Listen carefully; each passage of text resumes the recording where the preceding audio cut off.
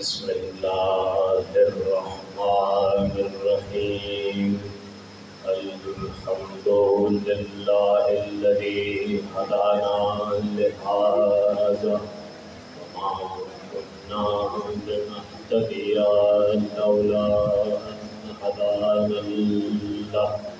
لقد جاءت رسل ربنا بالحق ثم الصلاة والسلام والتحية والإكرام على سيد الأولين والآخرين حبيبنا وحبيب إله العالمين المخاطب بطه ياسين أبي القاسم المصطفى محمد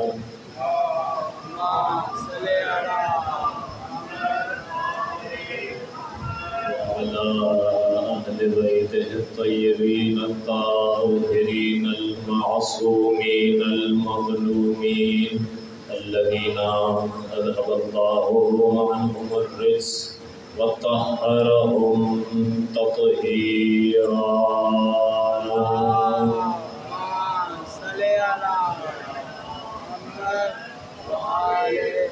واللعنة الدائمة الأبدية على أعدائهم أجمعين. أما بعد فقد قال الله الكريم في الذكر الحكيم: يريدون ليطفئوا نور الله بأفواههم والله متم نوره ولو كره الكافرون. صلوات اللهم صل على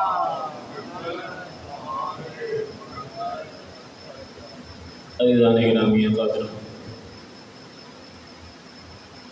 موضوع سخن نور الہی کہ جس پر مسلسل آپ کے سامنے گفتگو کا سلسلہ جاری و ساری ہے، اور کل اسی سلسلے کو آگے بڑھاتے ہوئے جہاں پر میں نے اپنی بات کو روکا تھا وہیں سے آج کی مجلس کا آغاز کرنا چاہتا ہوں۔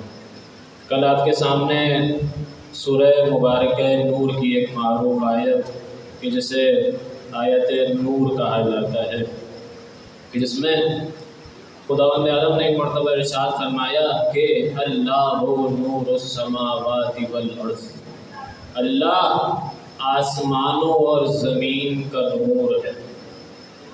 پھر ارشاد فرماتا ہے کہ مثل نورہ کمشکات، اللہ کے نور کی مثل کیا ہے؟ کل آپ کے سامنے پیش کیا کہ اللہ کی کوئی مثل موجود نہیں ہے، یعنی کوئی اللہ کی ذات میں اس جیسا نہیں ہے، لیکن اللہ کی مثل موجود ہے۔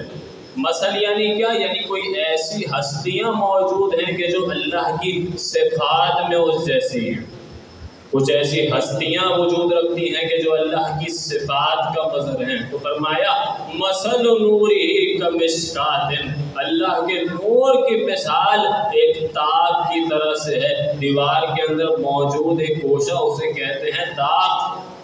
اور فرمایا یہ تاق کون ہے کہ جو اللہ کے نور کی مثل قرار پا رہا ہے؟ فرمایا ہی الفاطمہ، وہ جناب سیدہ سلام اللہ علیہ کی ذات گرامی۔ کمشکات فیہا مصباح، وہ تاق کہ اس تاق میں بھی ایک چراغ رکھا ہوا ہے، اور چراغ کون ہے؟ فرمایا المصباح هو الحسن، وہ چراغ حسن ابن علی کی ذات گرامی ہے۔ المصباح فی زجاجہ، اور وہ چراغ بھی ایک فانوس کے اندر رکھا ہوا ہے۔ تو آپ نے دیکھا کہ اللہ کے نور کی مثل، اللہ کی صفات میں اس کی مظہر کس کی ذات گرامی ہے؟ جناب سیدہ سلام اللہ علیہ کی، یعنی زہرا کون ہے؟ مثل نور پروردگار کا نام ہے جناب سیدہ، مثل نور پروردگار ہے جناب زہرا سلام اللہ علیہ۔ اور جانتے ہیں کہ کیسی مظہر ہے، کس طرح سے نور الہی کا ظہور ہوتا ہے زہرا کی ذات سے، کہ روایت میں موجود ہے، حدیث میں موجود ہے کہ جب بھی جناب زہرا مدینہ کے اندر مصلی عبادت پر تشریف لایا کرتی تھی اور عبادت کو شروع کیا کرتی تھی تو آسمان کے فرشتوں کو زہرا کا وجود ایک چمکتے ہوئے ستارے کی مانند محسوس ہوتا تھا۔ یہ زہرا مظہر نور پروردگار ہیں، اور مجھے حدیث قصہ کے اندر اس بات کی دلیل مل گئی کہ زہرا مثل نور پروردگار ہیں۔ ایک مرتبہ حدیث قصہ میں آواز دی، اللہ نے ارشاد فرمایا کہ انی ما خلقت سماء مبنیہ، اے لوگوں جان لو کہ میں نے آسمان کے شامیانوں کو بلند نہیں کیا، ولا ارضا مدحیہ، اور میں نے زمین کی دریوں کو نہیں بچھایا، ولا قمرا منیرا ولا شمسا مضیئا، میں نے سورج اور چاند کے چراغ روشن نہیں کیے، ولا فلک یدور، میں نے ایسے افلاک ہی پیدا نہیں کیے کہ جو دائر مدار ہوں، ولا بحر یجری ولا فلک یسری، اور میں نے سمندروں کو جاری نہیں کیا اور میں نے کشتیوں کو رواں نہیں کیا، الا فی محبت ہؤلاء الخمسہ الذین هم تحت الکساء، مگر ان 5 کی محبت میں کہ جو زیر کساء موجود ہیں۔ دیکھا آپ نے آسمان و زمین کی خلقت، سورج اور چاند کا خلق کیا جانا، آسمانوں کی خلقت، سورج کی خلقت، چاند کی خلقت، کشتیوں کا چلایا جانا، سمندروں کی سبیلیں لگانا، یہ سب اللہ نے پنجتن کی محبت میں خلق کیا ہے۔ تو ایک مرتبہ جب پنجتن محمد، علی، فاطمہ، حسن، حسین ایک مرتبہ چادر کے نیچے آ گئے تو ایک مرتبہ جناب جبرائیل نے اللہ سے سوال کیا، کیونکہ اب اتنے سارے نور ایک جگہ جمع ہو چکے ہیں کہ جبرائیل سمجھ نہیں پا رہے ہیں، اس نور نے جبرائیل کی آنکھوں کو چندیا دیا ہے، اس نور کی تاب نہیں لا پا رہی جبرائیل کی آنکھیں، تو عرض کرتے ہیں کہ یا رب ومن تحت الکساء، اے خدا اس چادر کے نیچے یہ کیسا نور موجود ہے؟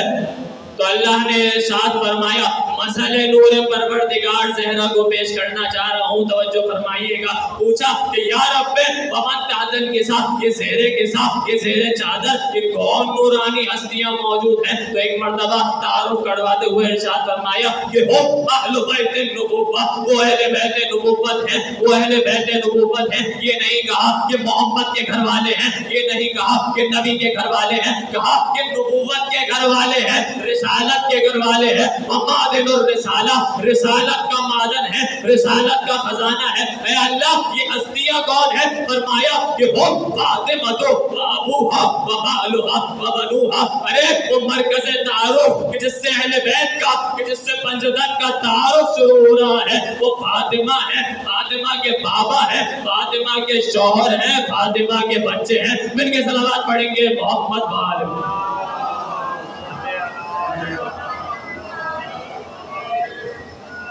زہرا کی سادے گرامی ہے مثل نور پروردگار۔ کیسے پہچانا فرشتوں نے؟ کیونکہ بارہا زہرا کو مصلی عبادت پر ستارے کی چمک کے طور پہ محسوس کیا تھا، ستارے کے طور پر مشاہدہ کیا تھا۔ اور ایک بات اور کہ تعارف اس شخصیت کے ذریعے سے کروایا جاتا ہے کہ جس کو انسان پہچانتا ہو، کہ جس کی انسان معرفت رکھتا ہو۔ اللہ نے اس حدیث قصہ کے اس فقرے میں نہ رسول خدا کو مرکز تعارف قرار دیا، نہ علی مرتضیٰ کو مرکز تعارف قرار دیا، نہ حسن مجتبیٰ کے ذریعے سے تعارف کروایا، نہ حسین کے ذریعے سے تعارف کروایا۔ کیوں؟ کیونکہ جس کے ذریعے سے بھی زہرا کے علاوہ تعارف کرواتا تو ایک واسطہ وجود میں آ جاتا۔ توجہ فرمائیے گا، جس کے ذریعے سے بھی پنجتن کا تعارف کرواتا ایک واسطہ بیچ میں آ جاتا۔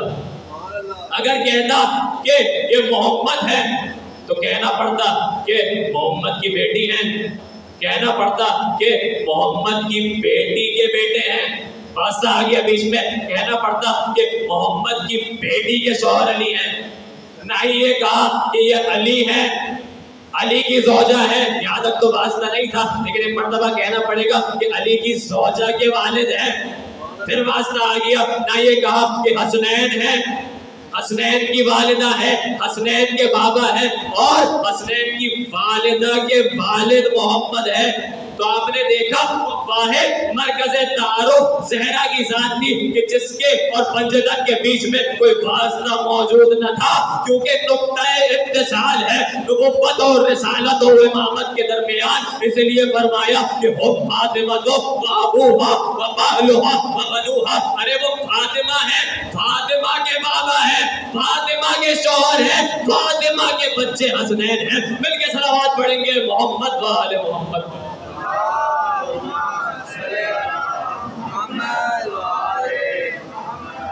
زہرا کی ذات گرامی، مسئلہ نور پروردگار، مظہر نور پروردگار، اور نہ صرف زہرا بلکہ رسول خدا نے ارشاد فرمایا کہ اول ما خلق اللہ نوری، وہ سب سے پہلی چیز کہ جس کو اللہ نے خلق کیا وہ مجھ محمد کا نور تھا۔ نہ صرف محمد کا نور، فرمایا کہ انا و علی من نور واحد، میں اور علی ایک ہی نور کے دو ٹکڑے ہیں، تو محمد بھی نور الہی کا جز ہے، علی بھی نور الہی کا جز ہے۔ آیا نور کی روشنی میں فاطمہ بھی مسئلہ نور پروردگار، اور وہ داغ کہ جو مسئلہ نور پروردگار زہرا کی شکل میں ہے، اس داغ میں ایک چراغ ہے، وہ ہے حسن، حسن بھی نور پروردگار۔ وہ چراغ ایک فانوس میں ہے، اور وہ فانوس ہے حسین کی ذات، حسین بھی مسئلہ نور پروردگار۔ اور میں نے کل عرض کیا کہ فانوس کی خصوصیت کیا ہوتی ہے، فانوس کی حیثیت کیا ہوتی ہے، کہ فانوس چراغ کے نور کو، اور جو چراغ جس داغ کے اندر موجود ہے اس کے نور کے پھیلاؤ کا سبب بنتا ہے، اس کے نور کی وسعت کا سبب بنتا ہے۔ تو حسین کو بھی پنجتن کے اندر ایک مرکزی حیثیت حاصل ہے کہ حسین کے ذریعے سے، حسین کی ذات کے وسیلے سے، حسین کی فرش اعضاء سے محمد کا ذکر بھی پھیلے گا، علی کا ذکر بھی پھیلے گا، فاطمہ کا ذکر بھی پھیلے گا، حسن کا ذکر بھی پھیلے گا۔ مل کے صلوات پڑھیں گے محمد و آل محمد۔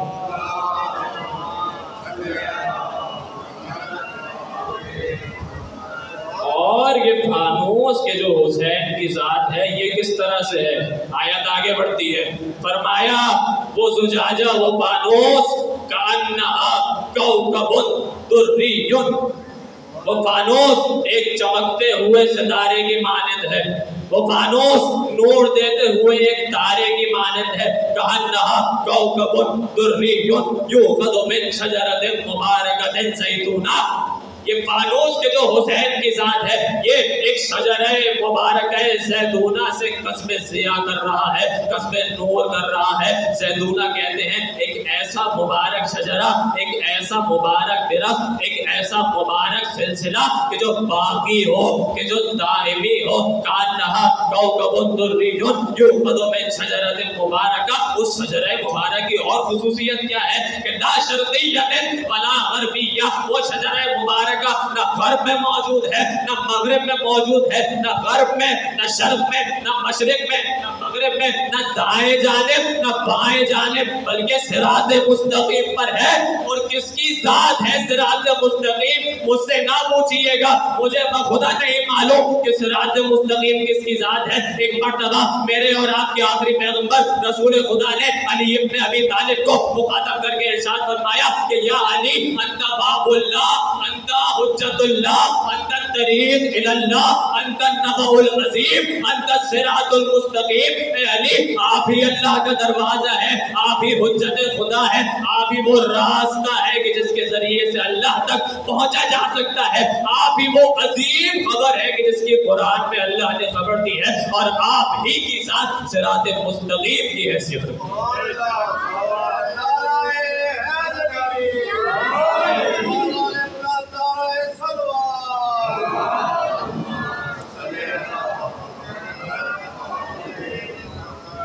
یہ علی ابن ابی طالب امام المشارق والمغارب، غالب علی کل غالب، اسد اللہ، علی ابن ابی طالب کی ذاتی نامی ہے کہ جو صراط مستقیم کی حیثیت رکھتی ہے، سیدھے راستے کی حیثیت رکھتی ہے۔ کیسی صراط مستقیم کہ ایک مرتبہ رسول خدا تشریف فرما تھے ایک مقام پہ مسجد نبوی میں، صحابہ کا مجمع سامنے تھا، رسول خدا ایک کام میں مصروف ہے، اور وہ کام کیا ہے کہ زمین پر آڑے ترچے خط کھینچتے جا رہے ہیں. توجہ فرمائیے گا کہ زمین پر آڑے ترچے دائیں جانب بائیں جانب سیدھے الٹے ہر قسم کے خط کھینچتے جا رہے ہیں, ہر قسم کی لائن کھینچتے جا رہے ہیں. اور ایک مرتبہ ایک سیدھا خط کھینچا, ایک سیدھی لائن کھینچی اور فرمایا کہ اے میرے صحابہ جان لو سارے خط باطل ہیں, صرف علی کا خط ہے کہ جو صحیح راستے پر. علی ابن ابی طالب کی ذات گرامی صراط مستقیم کی حیثیت رکھتی ہے. کیسی صراط مستقیم کہ حدیث نبوی موجود ہے. جناب عمار یاسر سے ایک مرتبہ اللہ کے رسول نے ارشاد فرمایا کہ اے عمار سنو, اے عمار غور سے سنو, اگر کبھی تمہیں یہ نظر آئے کہ دنیا کے سارے انسان ایک وادی کی طرف جا رہے ہیں اور تنہا علی کی ذات ایک راستے کی طرف جا رہی ہے, تو بخدا سب کو چھوڑ دینا, سارے انسانوں کا راستہ چھوڑ دینا اور علی کے پیچھے پیچھے ہو لینا. کیوں؟ کیونکہ علی مدار حق ہے, علی ملاک حق ہے, علی معیار حق ہے, علی محور حق ہے. کیوں؟ کیونکہ رسول نے ارشاد فرمایا کہ علی مال حق والحق مع علی, علی حق کے ساتھ ہے, حق علی کے ساتھ ہے. رسول چاہتے تو یہاں پر کلام کو روک سکتے تھے, لیکن ایک اور لطیف نقطے کی طرف اشارہ فرمایا, اپنے ہاتھوں کو بارگاہ خداوندی میں بلند کیا اور کہا کہ اے اللہ, اللہم عدل الحق حیثما دار علی, اے اللہ علی صرف حق کے ساتھ نہیں ہے, حق صرف علی کے ساتھ نہیں ہے, بلکہ اے خدا حق کو ادھر موڑ دے کہ جس طرف علی مڑ جائے. دنیا کا بزرگ جب کسی جوان کو کوئی نصیحت کرنا چاہتا ہے, کوئی دعا کرنا چاہتا ہے, اسے کوئی سفارش کرنا چاہتا ہے, تو کیا کہتا ہے کہ اے اللہ اس جوان کو حق پر ثابت قدم رکھ, اس جوان کو حق پر باقی رکھ, اس جوان کو صراط مستقیم پر چلا. لیکن پیغمبر کا انداز جب انداز ہے, یہ نہیں فرما رہے کہ اے اللہ علی کو حق پر ثابت قدم رکھ, یہ نہیں فرما رہے کہ اے اللہ علی کو صراط مستقیم پر چلا, بلکہ فرما رہے ہیں کہ اے اللہ حق کا میدان در موڑ دے کہ جس طرف علی کی ذات مڑ جائے. تو گویا یہ علی نہیں ہے کہ جو حق کے پیچھے پیچھے چل رہے ہیں, یہ علی کی ذات نہیں ہے کہ جو حق کی پیروی کر رہی ہے, یہ حق ہے کہ جو علی کے نقش قدم کی پیروی کرتا ہوا نظر آ رہا ہے.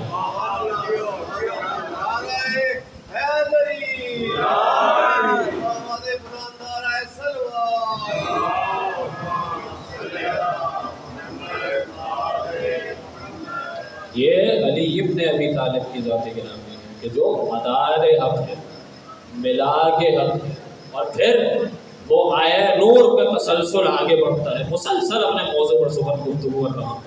آیہ نور کا تسلسل آگے بڑھا اور کہا کہ وہ شجرہ مبارکہ کہ جو دائمی ہے, کہ جو باقی ہے, کہ جو نہ شرق میں ہے نہ مغرب میں بلکہ صراط مستقیم پر ہے, اس کی اور خصوصیت کیا ہے؟ یکاد زیتها یضیء ولو لم تمسسه نار نور علی نور یهدی اللہ لنورہ من یشاء ویضرب اللہ الامثال للناس واللہ بکل شیء علیم. وہ شجرہ مبارکہ ہر ایک کو اپنی ضیاء سے, ہر ایک کو اپنے نور سے فیض عطا کرتا چلا جا رہا ہے. چاہے لوگ اسے اس کا حق نہ بھی دیں, تب بھی انہیں کسب ضیاء کرنے کا موقع دے رہا ہے. اور ہاں, تاریخ میں نظر آیا کہ جب بھی اسلام پر کوئی مشکل آئی, جب بھی اسلام پر کوئی بڑا وقت آیا, تو یہ علی ابن ابی طالب کی ذات گرامی تھی کہ حاکم نے بھی علی سے رجوع کیا, خلیفہ نے بھی علی سے رجوع کیا, اتنا رجوع کیا کہ کہنے پر مجبور ہو گئے کہ لولا علی لہلک فلان, اگر علی نہ ہوتے تو میں ہلاک ہو جاتا. تو یہ علی ابن ابی طالب کی ذات گرامی کی جو ہر ایک کی پیاس کو, علم کی پیاس کو بجھا رہی ہے. میں نے قرآن کی ایک آیت پر نظر کی کہ جس میں خداوند عالم نے ارشاد فرمایا کہ اے انسانوں, اے مسلمانوں, اے مومنوں, فاسألوا اہل الذکر ان کنتم لا تعلمون. اے لوگوں سنو غور سے کہ اگر تم نہیں جانتے اگر تمہارے علم میں کمی ہے، اگر تم جہالت کا شکار ہو تو اہل ذکر سے پوچھو۔ ذکر اور 9 ناموں میں سے ایک نام ہے کہ جو رسول خدا کا قرآن کریم کے اندر موجود ہے۔ پیغمبر کو ذکر کہہ کے بھی خطاب قرار دیا گیا ہے۔ تو اہل ذکر کون ہوئے؟ پیغمبر کی اہل، یعنی پیغمبر کے اہل بیت۔ تو مجھے روئے زمین پر کوئی ایسا شخص نظر نہ آیا کہ جس سے میں پڑھ کر سوال کر سکوں۔ ہاں، ایک مرتبہ میں نے منبر کوفہ پر ایک شخص کو بیٹھا ہوا دیکھا کہ جو دعویٰ کر رہا تھا، اور جھوٹا دعویٰ نہیں، سچا دعویٰ کر رہا تھا۔ کہنے لگا کہ سلونی قبل ان تفقدونی، اے لوگوں پوچھ لو اس سے پہلے کہ تم مجھے کھودو۔ کیوں؟ کہ انی اعلم طرق السماء من طرق الارض، کیونکہ میں زمین کے راستوں سے زیادہ آسمان کے راستوں سے واقف ہوں۔ میں زمین کے راستوں سے زیادہ آسمان کے راستوں سے واقف ہوں۔ ہر سوال کا جواب علی ابن ابی طالب نے دیا، اور صرف جواب نہیں دیا بلکہ بغیر سوچے ہوئے جواب دیا، بغیر کسی توقف کے جواب دیا، فوراً سے جواب دیا، بلا تاخیر جواب دیا۔ تو ایک مرتبہ کہنے والا پوچھنے پر مجبور ہو گیا کہ یا علی، کیا وجہ ہے کہ آپ ہر سوال کا اتنی جلدی جواب دے دیا کرتے ہیں؟ کیسے آپ ہر سوال کا اتنی تعجیل کے ذریعے سے، عجلت کے ذریعے سے فوراً جواب دے دیا کرتے ہیں؟ تو ایک مرتبہ میرے مولا نے پڑھ کر اس سے سوال کیا، ارے ذرا یہ بتا کہ تیرے ہاتھ میں انگلیاں کتنی ہیں؟ تو کہتا ہے کہ 5۔ فوراً سے کھڑک کے جواب دیا کہ 5۔ علی نے کہا کہ یہ بتا تو نے فوراً سے جواب کیسے دیا؟ تو نے تاخیر کیوں نہ کی؟ تو نے توقف کیوں نہ کیا؟ فوراً سے بتا دیا کہ تیرے ہاتھ میں 5 انگلیاں موجود ہیں۔ تو کہا کہ یا علی، یہ تو سامنے کی بات ہے، یہ تو واضح سی بات ہے، یہ تو بدیہی بات ہے، یہ تو ہر انسان جانتا ہے کہ اس کے ہاتھ میں 5 انگلیاں موجود ہیں۔ تو علی نے ایک مرتبہ پڑھ کے ارشاد فرمایا کہ اے شخص سن، کہ جس طرح سے ہاتھ کی 5 انگلیاں تیرے لیے سامنے کی چیز ہے، یہ پورا نظام ہستی، یہ پورا نظام کائنات علی کے لیے سامنے کی چیز ہے۔ اس سے کوئی چیز متوقف نہیں ہے، اس سے کوئی چیز پوشیدہ نہیں ہے۔ علی ابن ابی طالب کی ذات گرامی کے سامنے نظام ہستی کا ہر نظام، ہر چیز اس میں جو موجود ہے وہ سامنے کی چیز ہے۔ شاید اسی لیے ایک مسیحی عالم نے نہج البلاغہ کا مطالعہ کیا اور کہنے پر مجبور ہو گیا کہ جب میں نے علی کے وہ خطبات پڑھے کہ جس میں آسمان کی خلقت کا ذکر تھا، کہ جس میں زمین کی خلقت کا ذکر تھا، کہ جس میں ستاروں کی خلقت کا ذکر تھا، کہ جس میں علی نے مور کی دقیق خلقت کا ذکر کیا، چونٹی کی دقیق خلقت کا ذکر کیا، تو مجھے یہی محسوس ہوتا ہے ایک انسان، ایک بشر جب اتنی پیچیدہ خلقت کی تفسیر اور تفصیل بیان کر سکتا ہے تو یا تو اس شخص نے ہی اس کائنات کو بنایا ہے، اس شخص نے ہی اس کائنات کو خلق کیا ہے، یا تمام کی تمام کائنات اس شخص کے سامنے خلق ہوئی ہے۔ مل کے صلوات پڑھیں گے محمد و آل محمد۔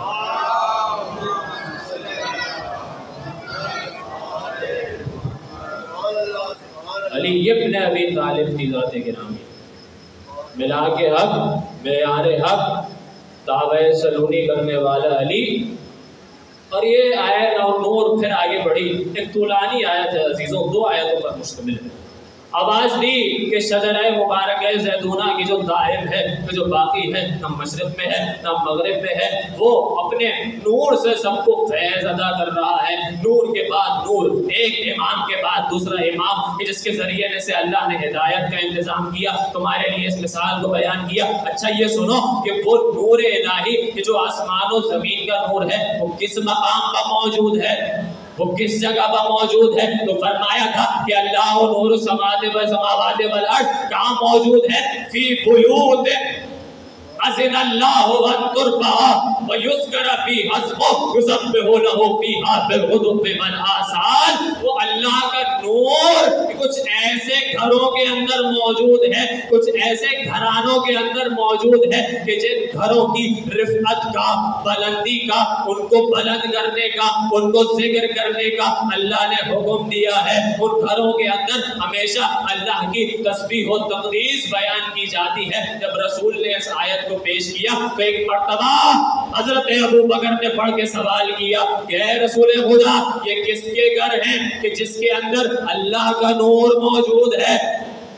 توجہ کیجئے گا یہ کس کے گھر ہیں کہ جس کے اندر اللہ کا نور موجود ہے. تو فرمایا کہ ہیا بیوت الانبیاء، یہ انبیاء کے گھر ہیں، یہ نبیوں کے گھر ہیں. تو حضرت ابو بکر بھی اس بات کو جانتے تھے کہ ہم میں سے تو کسی میں یہ صلاحیت نہیں ہے کہ ہم انبیاء کے گھروں کی زینت قرار پا سکیں، انبیاء کے گھر والے بن سکیں. تو ایک مرتبہ روایت کے فکرے ہیں کہ سوال کیا کہ حاصل بیت منہا، کہ علی و فاطمہ کا گھر بھی کیا انبیاء کے گھر میں سے ہے؟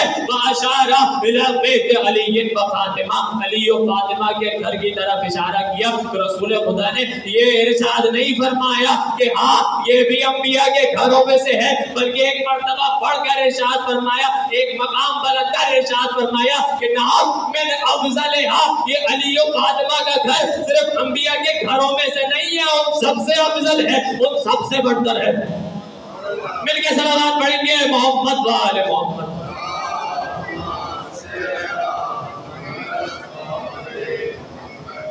اتنی رفعت رکھنے کے باوجود، اتنی بلندیاں اور مقامات کے حامل ہونے کے باوجود محمد و آل محمد نے کبھی تکبر کا اظہار نہیں کیا، کبھی اپنی بڑائی کا، کبریائی کا اظہار نہیں کیا ہے.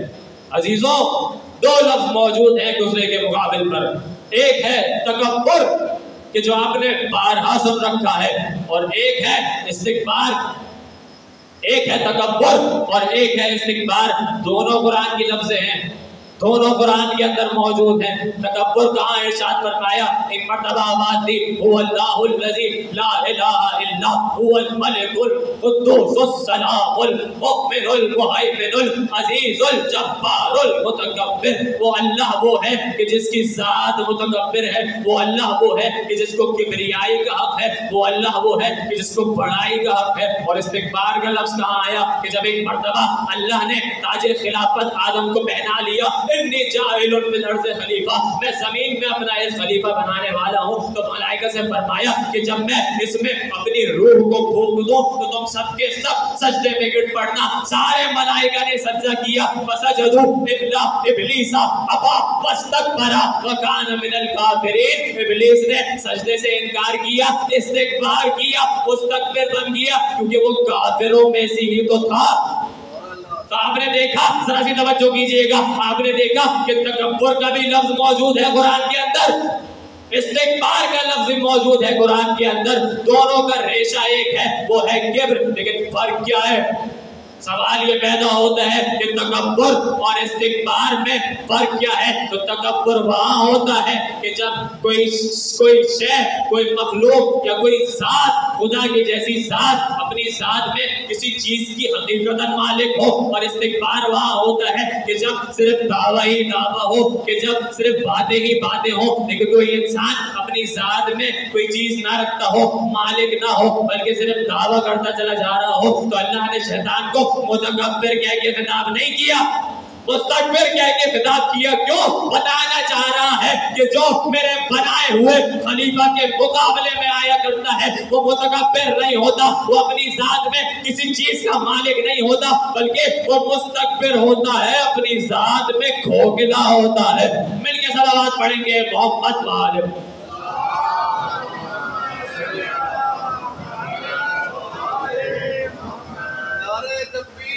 اللہ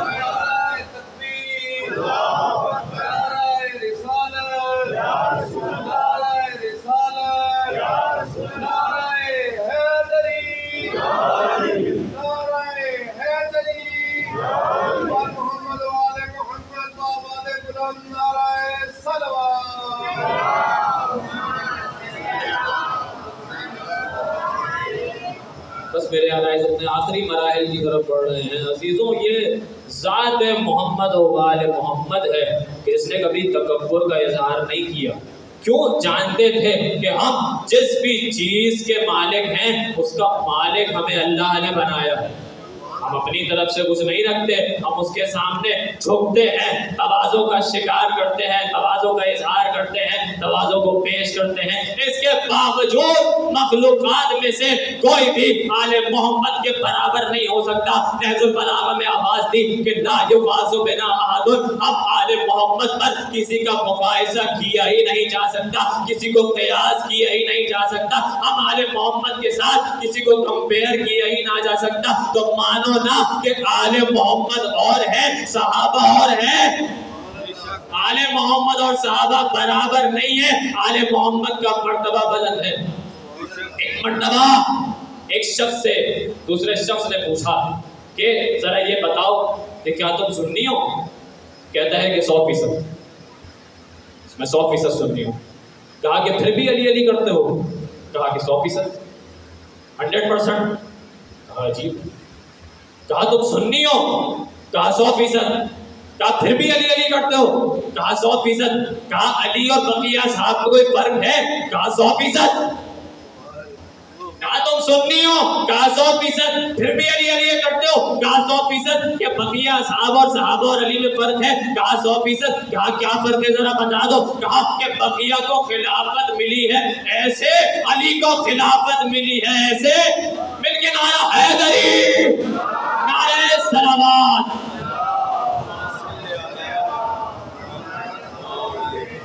علی ابن ابی طالب کی ذات گرامی پر کسی احد بشر کا مقایسہ ممکن نہیں ہے، سب سے افضل ہے علی کی ذات۔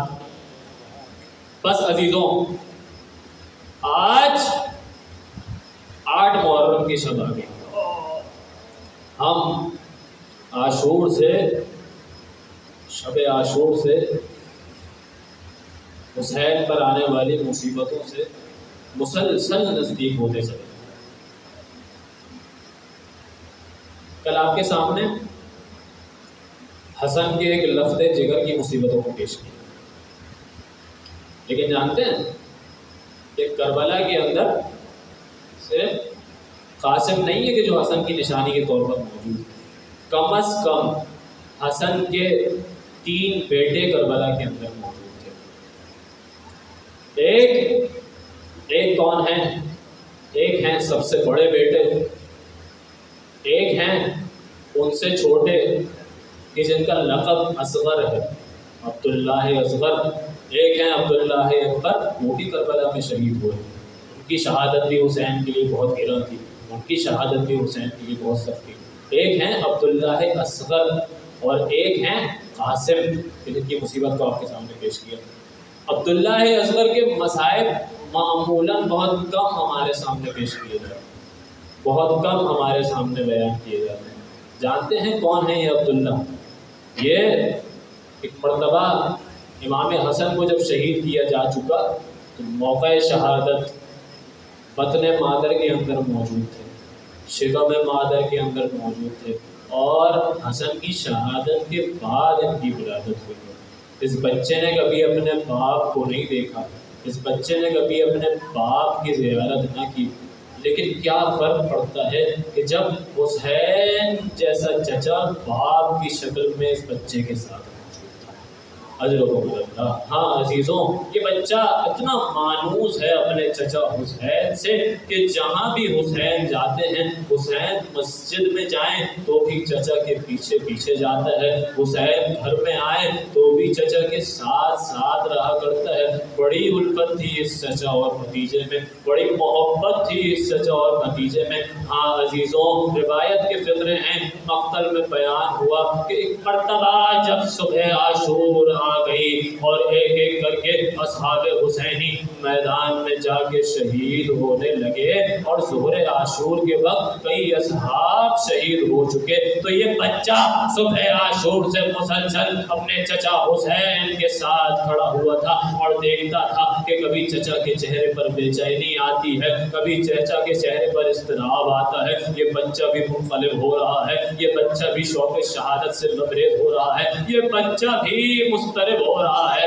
ایک مرتبہ جب اون و محمد کے لاشیں خیمے میں آ چکے، قاسم کے جسم پر گھوڑوں کی ٹاپیں پڑ چکی، علی اکبر کا سینہ برچی سے چھلنی ہو چکا، ہائے عباس بازو کٹا کر نہر بس ہو گئے، ہائے اصغر کے گلے کو بھی چھلنی کر دیا گیا، اصغر کے گلے کو بھی ذبح کر دیا گیا۔ تو ایک مرتبہ امام حسین علیہ السلام نے جب کوئی نہ بچا تو رخصت آخر کے لیے خیموں میں تشریف لائے اور کہا کہ علیکم من السلام، اے میری بیویوں، اے مستورات اہل بیت، تم پر میرا سلام ہو، اے سکینہ تم پر میرا سلام، اے فروہ تم پر میرا سلام، اے زینب تم پر میرا سلام۔ ایک مرتبہ یہ سلام آخر عبداللہ پر بہت سخت گزر رہا تھا، جیسے ہی دیکھا کہ چچا میدان کی طرف جا رہا ہے تو عبداللہ خیمے کے در پر کھڑے تھے اور چچا کی جنگ کو دیکھ رہے تھے۔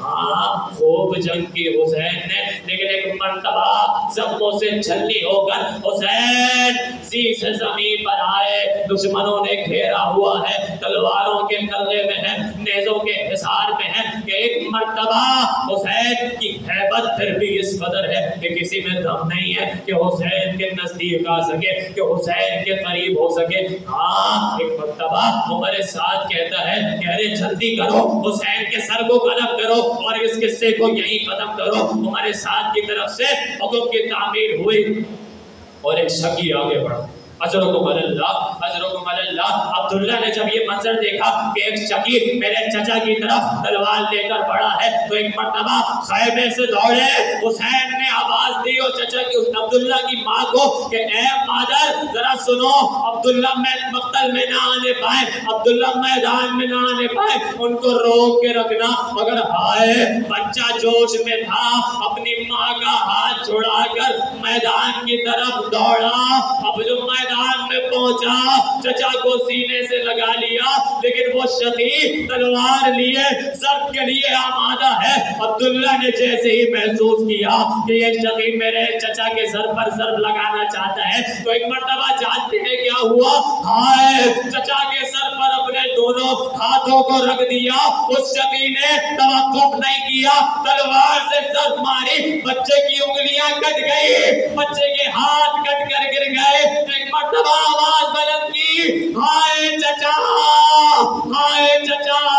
حسین نے بچے کو سینے سے لگایا، لیکن دشمن یہاں بھی نہ رکے، ایک تیر چلا، بچے کے سینے پہ لگا، حسین کی آغوش پہ حسن کا رونے نظر، حسن کا لخت جگر تڑپ تڑپ کر شہید ہو گیا۔ الا لعنت اللہ علی القوم الظالمین۔